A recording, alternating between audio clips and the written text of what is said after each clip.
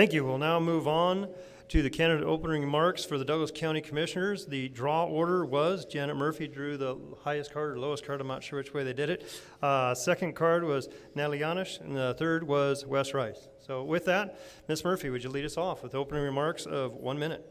Well, thank you very much, Senator Settlemeyer. Thank you for the Business Council, and most of all, thank all of you, the citizens that are here. Thank you for your commitment to this county. Let me just give you a little bit, for those who don't know me. My name's Janet Murphy. We're third generation here in Douglas County. My parents retired and died here. I run the Tahoe Douglas Utility District. I've been dedicated and committed to the government entity up at the township for 30 years. I was 12 years, or 6 terms, for an advisor to the legislatures. So I have worked my whole life in my career, not only for the township, but also for this county. I wanted to let you know that I am committed, and I'm committed for being county commissioner. I'm very knowledgeable. I've saved millions of dollars, not only for the Tahoe Township, but also for Douglas County. I would like you to look at my track record.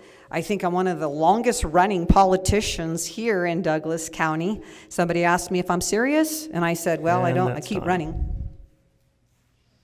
So with that, we're going to try to keep on schedule. With that, we'll go to Natalie Yanish.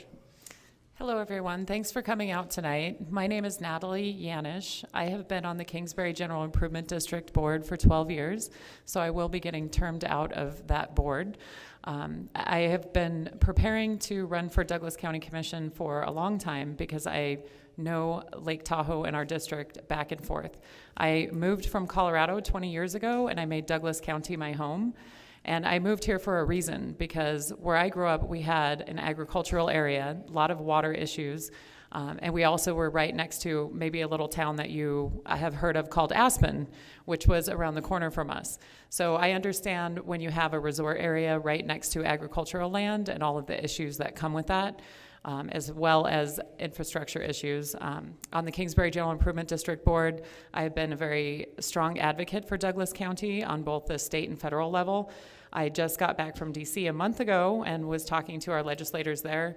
First time in DC, it was, I was having a lot of fun there. I can tell you, just running around talking to everybody about what was happening in our local area. So I hope to have your vote. Thank you. With that, Mr. Rice. Thank you.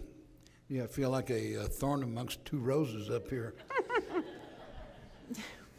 It has been my pleasure to be your county commissioner representing District 4 for the last 3.5 years. I've spent my entire life, at least since I was 17, in public service. I spent 57 years in law enforcement, both in Southern California through the 60s, 70s, and 80s, all that fun. And then 20 years here with Douglas County Sheriff as both a regular and a reserve.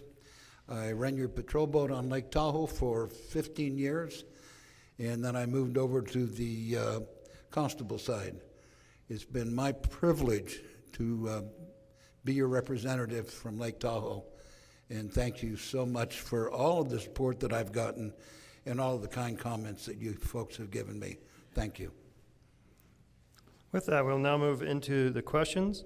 Ms. Murphy had gone first last time. We'll now move on to Natalie, then we'll go back to Janet, and then to Wes. We'll rotate through those orders each time. What do you believe county government is doing well, and what do you think is being done poorly? That question first goes to Natalie.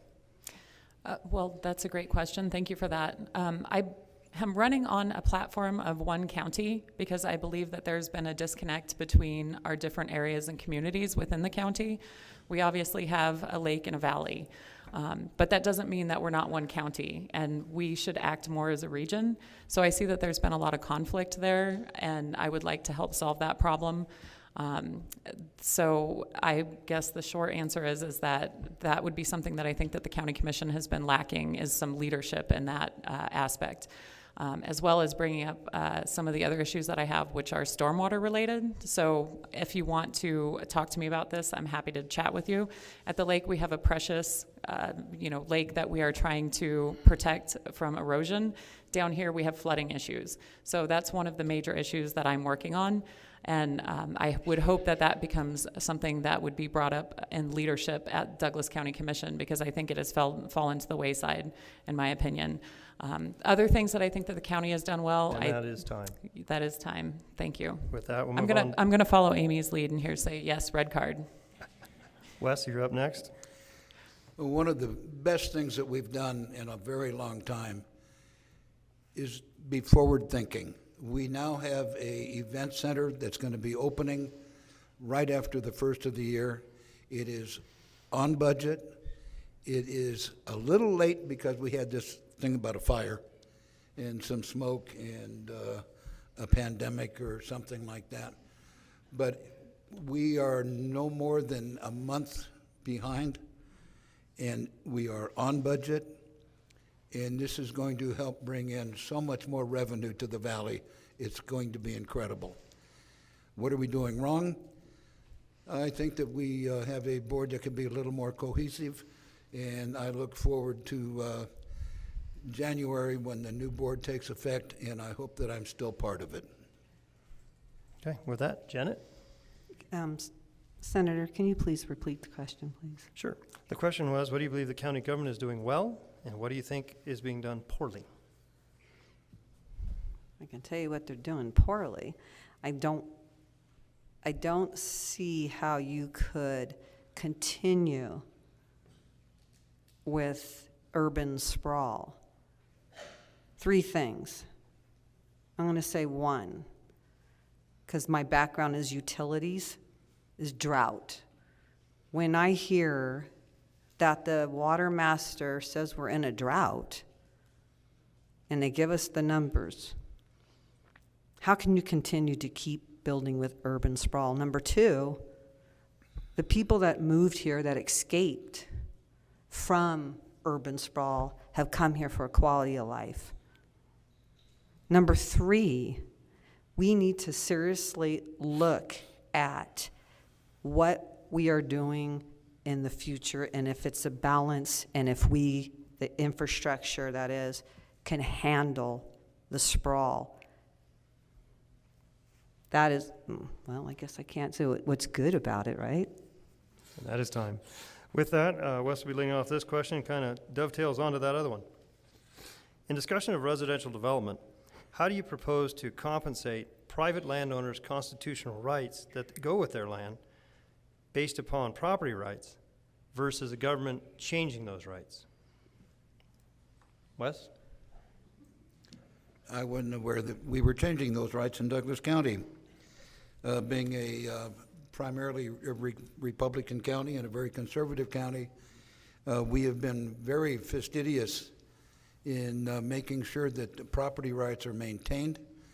Look out that window and look at all of the property that all these ranchers have been able to save for future generations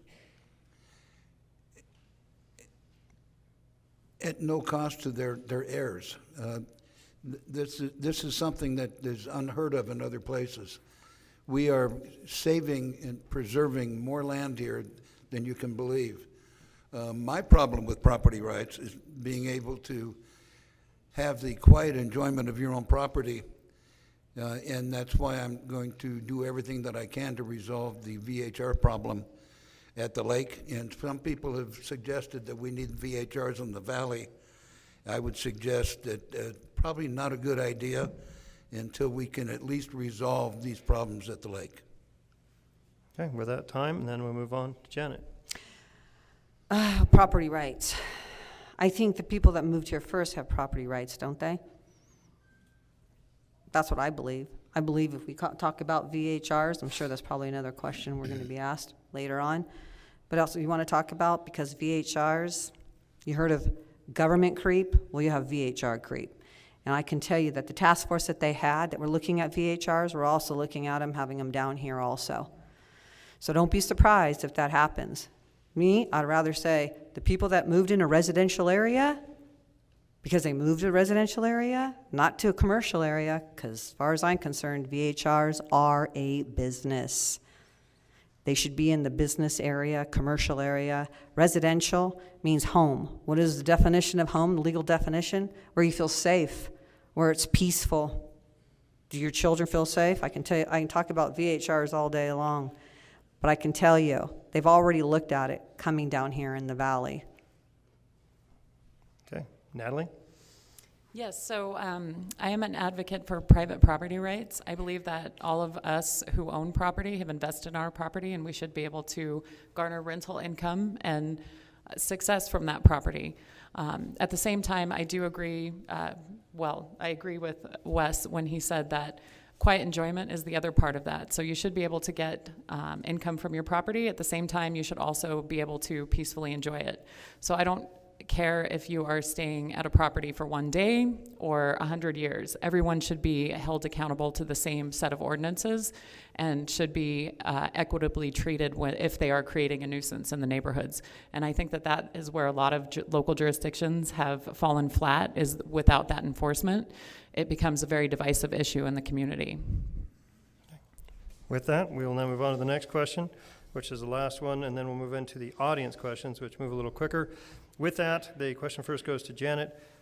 Please provide some concrete examples of ways you think the needs of the community for workforce and other accessible, attainable housing can be balanced with the community's interest in preserving its small town and rural character. Well, first of all, I'll go back to vacation, VHRs. It's a business. I'm sorry, I think that the people that move in those areas and they're looking for a rental, I have firsthand experience in my employees, they can't find anywhere to rent. They're all vacation rentals now because the people that own it don't even live there. But it's all about greed and self-serving. And that's going to be the issue on a lot of these. The problem on a lot of the issues is greed and self-serving. And I see it not only in politics, it's all the way through. And that's all vacation rentals are. They have nowhere to rent a house because they work there, but there's nothing to rent. That's the issue. And down here, you do have affordable housing. You have it in Topaz, you have it in Indian Hills. There is affordable housing. Thank you. With that, Natalie? Can you repeat that question for me? Thank you. Please provide some concrete examples of ways you think the needs of the community for workforce and other accessible, attainable housing can be balanced with the community's interest in preserving its small town and rural character. Okay, thank you for that. I wanted to make sure I covered all of it. So if you talk to any economist, they will tell you if you take away a short-term rental, it's not going to create affordable housing. The issue is that the workforce cannot afford the housing prices. So it's not a teeter-totter, and we cannot regulate ourselves out of a problem. Another issue that has been brought up is why don't we just do infill development? Well, that's not an answer either, because you can only do so much of that. So I have been in land use and advocated on behalf of agricultural areas for a long time who are dealing with infrastructure issues that cannot support the workforce. And I can tell you that there's no easy answer to this, and I don't pretend that there is one. The district that I represent, and of course, as a Douglas County Commissioner, I would represent all of you, would be that how do we find solutions within the community that fits within that community? With that, Wes? I have voted on several occasions for workforce housing. One of the first things that I was able to vote on, much of the chagrin of a few people, was senior housing that was being built over by the new Barton facility. This is manufactured housing that seniors can afford, and they have all of the facilities right there that they need with the hospital, extended care, and walkable to Walmart. I think that we need to have more projects of this nature in Douglas County, not only for seniors, but for the working families.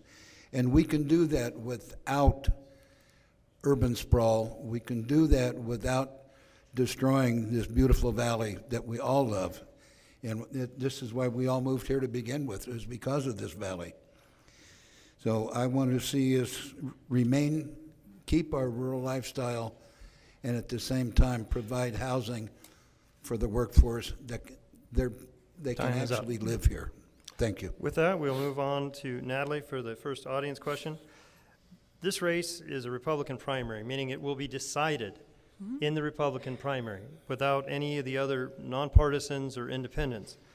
That being said, as a commissioner, how have you worked, or how will you work, or as a GID, how have you worked and how will you work with constituents that necessarily didn't vote for you in the primary for the rest of the time frame? We'll start off with Natalie. Well, I can say that I'm not going anywhere, so no matter what happens, I've been a local elected official for a long time. I have no problem reaching across the aisle. I can tell you when I was in DC, I was meeting with some of the senators that perhaps are not so popular in Douglas County, but I have no problem talking to them because they are funding a lot of projects with federal money in our county. So I feel that if there's anything that I do really well, one of the things that I can do is build collaborative efforts with other stakeholder groups, and that's not just locally elected officials, it's also community members, stakeholder groups like the Business Council. I'm sure Senator Settlemyer, your office is probably tired of hearing from me, like with all the letters that I send over. I would have no problem with communicating and collaborating with other groups. Okay. Wes? Okay, I have been called upon occasion as the voice of common reason on our Board of Commissioners. I work with people across all political spectrums. If you want to talk about working with people who are not on the same page as you, try being on the executive board for the TRPA. I have to tell you, I refuse to go out and hug a tree, but these people Time. Sorry about that, run out of Wes. We'll time. have to move on. Janet? I have extensive experience, 30 years when I was an advisor at the state. So I worked with Senator Settlemyer, Mark Amity, worked with many of the people, and have always crossed the aisle and have done very well. I've been very successful in amendments for the community, for you, to make sure that you have your rights continually, and as well as the township. I worked very hard. 30 years I dedicated my life to public service. Time. With that, we will now go, I believe we started last time with Natalie, then went to Wes, right? Okay, so that means this time we will begin with Wes. And in that respect, what makes you the most qualified person for the commission seat and the best choice? Well, my law enforcement experience, 57 years of working with not nice people and nice people, protecting the rights of those that have been victimized. I have been on this board for 3.5 years and done everything that I can to represent all of my constituents, whether they live at the Lake Genoa, the other lake, or here in the valley. I plan to continue doing that, reaching across and being cooperative with all those, even those that I disagree with, and do it in a positive fashion. With that, we'll now move on to Janet. I think my track record speaks for itself. Like I had just mentioned, 30 years, I took on a governmental entity that nobody wanted, not the county, not anybody. $2,500 in the bank, we have $4 million, no debt. It's the most effective, efficient governmental entity, at least in Douglas County, if not in the state of Nevada. I want to give that opportunity. I'm hoping for your vote that I can do that for Douglas County as well. With that, Natalie? I wish I had a lot more time for you. So when I ran for election, everybody says you need to brag about yourself more, and I'm the worst at doing that. So I guess I get to do it right now. So bear with me. So I have a master's degree from USC in communication management, and my thesis was on stormwater management. So I know the technical aspects back and forth of a lot of things that local government works with. I have not been employed as an employee at a utility district. However, I have governed a utility district for 12 years, and we did go through some major changes. So with that, we now go to closing remarks, which are the exact opposite of the opening remarks. Well, hopefully not 100%, but at least the order. That being said, we lead off with Wes, who was third. This time you were first. Go ahead, sir. Thank you.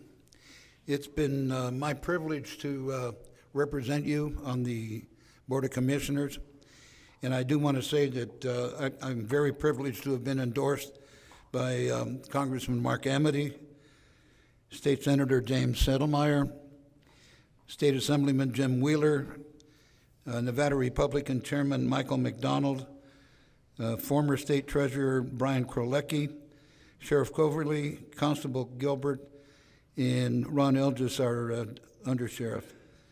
I would love to have your support, and I would love to continue to represent you. Thank you. Okay, with that, we go to Natalie.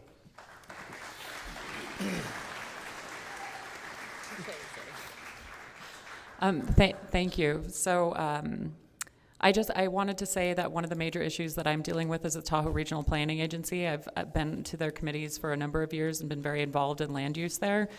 And so I feel that local government should stay local. I'm not going to talk about all the accolades or people who may or may not endorse me. I'm going to talk about what I've done. So in 2012, there was a regional plan update that the TRPA, the Tahoe Regional Planning Agency, needed to do, and there was a fight at the state level between California and Nevada. So we had 2 Senate bills, and all I did was drive between Sacramento and Carson City, back and forth, like trying to get this to work out. So we didn't end up with 2 TRPAs, just 1, and 1 is enough, let me tell you. So, you know, that's some of the things that I've worked on. I also was, because of that work, received, well, and another thing that I will mention is I was also an advocate for SB 29, which gave functional home rule to Nevada, and I spent a lot of time on that. And so I was awarded the Public Official of the Year from the Nevada League of Cities for 2021, which I am very honored to have received. So please do know that I work very, very hard for Douglas County, and I will work for all of you. Thank you. Thank you, Natalie. Janet? Thank you all again for coming. I think my record speaks for itself. The people that endorse me are the people of the community because I fought so hard for them, for all their rights. I know infrastructure, I know the laws, I work with LCB, I've worked with TRPA, I worked with every agency from the Army Corps, and I have a great relationship with all of them, and I get the job done, and I'll get it done for you. Look at my track record, come talk to me, talk to the people in my community, they'll back me.